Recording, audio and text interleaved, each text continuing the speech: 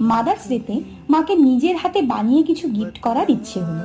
যদিও মায়েদের জন্য আলাদা কোনো দিন হয় না, তবে একটা দিন যদি একটু অন্যভাবে বলি, মা তুমি আমার কাছে সবচেয়ে স্পেশাল, তাতে ক্ষতি কি?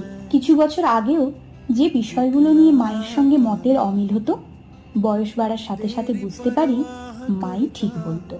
আর এখন তো সম্পর্কটা মা মেয়ের থেকে অনেক বেশি হয়ে গেছে বন্ধুত্বের। এইসব না বলা মনের কথাগুলো রং তুলির মাধ্যমে ফুটিয়ে তোলার চেষ্টা করলাম আমার এই গিফটে। আর বলতে চাইলাম, এভাবেই আমরা দুই বোন তোমার সাথে জীবনের প্রতিটা সূর্যোদয় আর প্রতিটা সূর্যাস্ত একসঙ্গে দেখতে চাই মা। সেই সঙ্গে আমার এই ভিডিওর মাধ্যমে পৃথিবীর সকল প্রান্তের সকল মায়েদের জানাই মাদার্স ডে উপলক্ষে আমার শ্রদ্ধা এবং ভালোবাসা। Happy mother's day to all of you. গিফটটি কেমন হয়েছে কমেন্টে জানাবেন কিন্তু। আজকের মতো টাটা।